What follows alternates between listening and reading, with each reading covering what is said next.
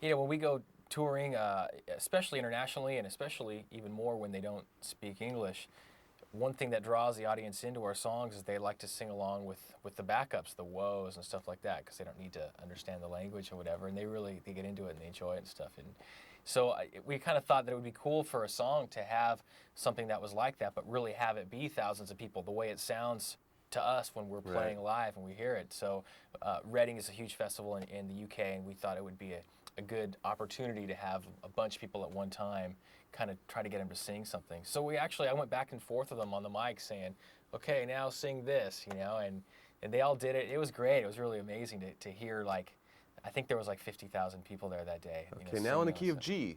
Yeah. Okay. You guys are a little sharp. No, it wasn't quite like that, but we had them do a few things, and when we ended up, we weren't even sure what we were going to use it for, actually, but we ended up writing a song, the first one called Neocon, and there was a part in there where it just kind of seemed to make sense. We put it in there, the recording of it, and it sounds great. It's really cool.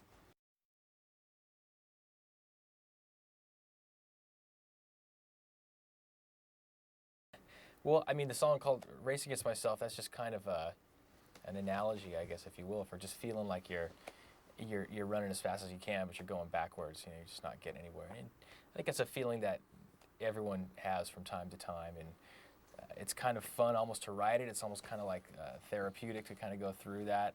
And I think that people that listen to the record, if they're into it, I think it helps them too. We've gotten lots of letters saying, you know, that song really helped me. You know, you might not think that it would work that way, but sometimes the songs that are the most depressing actually have a really big effect on people that listen, because it somehow helps them, whatever it is, kind of maybe articulate what they're feeling as well. So it's kind of cool. Look at how big AFI is now. That's right.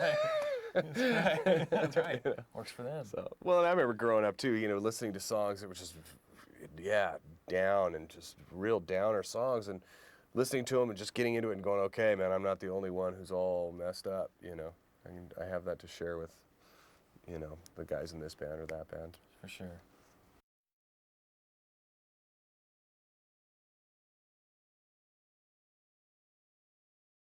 Well, yeah, The Worst Hangover Ever is a song on our album that's definitely a little bit more upbeat. And we do mix it up. There's songs that some of them might be depressing and some of them might be really happy, and that's just kind of a reflection of who we are. You know, I'm not always sad, I'm not always happy, but this song was I just had the idea for a song about being hungover, and seemed like something that I thought people could relate to, and kind of wanted to almost make it a bar song. And like you said, people, you think they might be relating to it. I think that you want to draw them into the lyrics of the song. You want it to be something they can sing along with. So that was kind of the idea for making the song the way it is. It almost has kind of a reggae kind of feel to it. And the scratching, who did the scratching for you guys with this one? Yeah, you know, we thought about hiring like some crazy scratcher guy that does all that stuff, and then we thought, you know, maybe it's not really that hard. So we kind of just did it ourselves. We called up a friend of ours who like, he DJs parties, and he's done some stuff. He's done some stuff on DJ Mark Marino. DJ Mark Marino, yeah. And he's great. He's not like a well-known guy, like he doesn't like do that for a living and stuff, but he came in and he did a great job, and we just liked his take on it. It was a little bit different because he doesn't really come from that world, what everybody else is doing. It did end up being a little harder than we thought, because we tried to do it ourselves and it wasn't working. Takes a little practice. Yeah.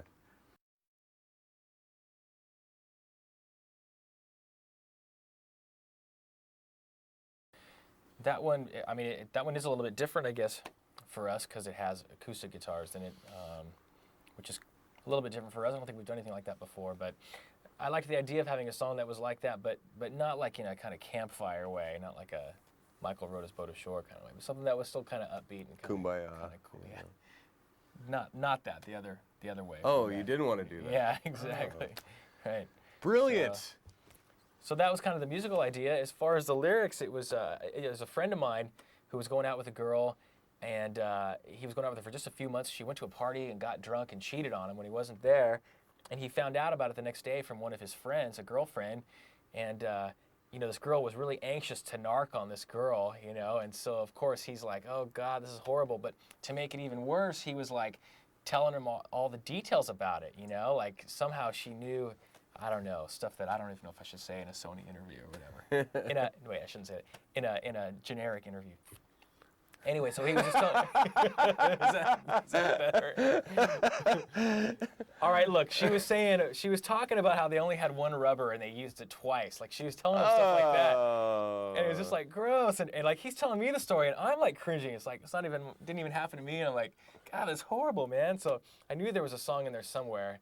So the more I thought about it, the more I thought, oh, spare me the details. That's got to be what it's about. So that's it, based on a true story.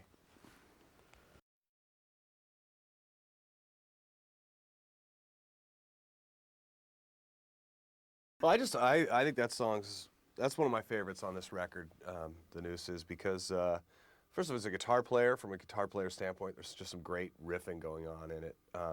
But not excessive to the point where it's not fun for the listener either. I think it's a very strong, powerful song. It's got some kind of intense or dark lyrics to it, which I also like. And I think it's just a great.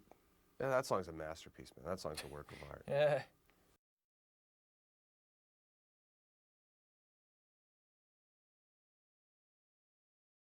Sure. The Hooies are a group of local Hawaiians that started out as surfers and canoe. They paddled canoes on rode the waves in canoes, outriggers, and just kind of they enforce the unwritten code of ethics that help keep everyone safe in the surf breaks of Hawaii, where things can get real dangerous, out there. And so if some mainland kid comes over there thinking he's going to rule it and paddles out and gets in everybody's way and starts dropping in on people, they'll yank him to the beach and give him a beating. Literally, yeah.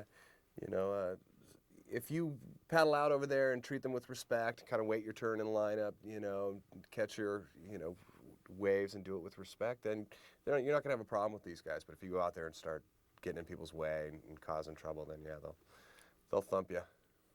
So, yeah, and we had heard these stories about them, just going up to people that have done them wrong and just taking on 5 guys at once or whatever it is. Just like they just really don't care. They're just gonna, if you cross them, you're in trouble. And so, it just sounded like it would be a funny thing to write a song about. It's kind of a surf song, but it's about almost being like afraid of these guys, like not wanting to get in the way and stuff. And I think it turned out it was pretty fun. It was funny, and we actually played it for those guys. A friend of a friend knows them, and they got a kick out of it, and they were totally willing and down to do a video with us, and so we did a video about it, and it was great. We had a great time.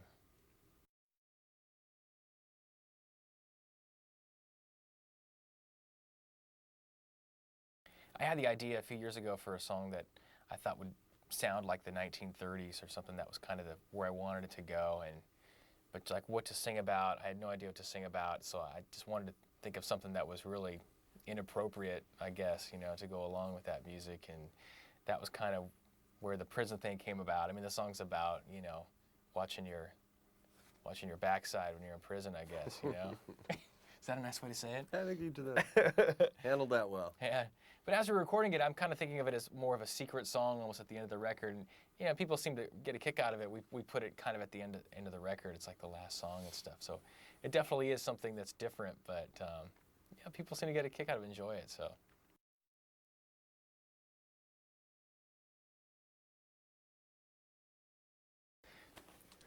It was really great working with Brendan again this time. He did our last record with us. He's a great producer. He's done tons of bands. Rage Against the Machine, Pearl Jam, Stone Temple Pilots, all that stuff. It's been awesome. So that was the main reason why we wanted to work with him. He knows how to make a band sound great. He understands the viewpoint of where we're coming from. He makes us sound good. It sounds tough and it sounds great, but you can still hear what's going on and stuff. So it was really good. Yeah, he's super easy to work with too. He's just, first of all, we show up in the studio and we just start BSing, just about whatever is going on in the day. Then once we get to work, he has a way of, if something's not working, he has a way of kind of getting us to try different things without making us feel like our playing's being criticized or something like that. He's super easy to work with, just super fun.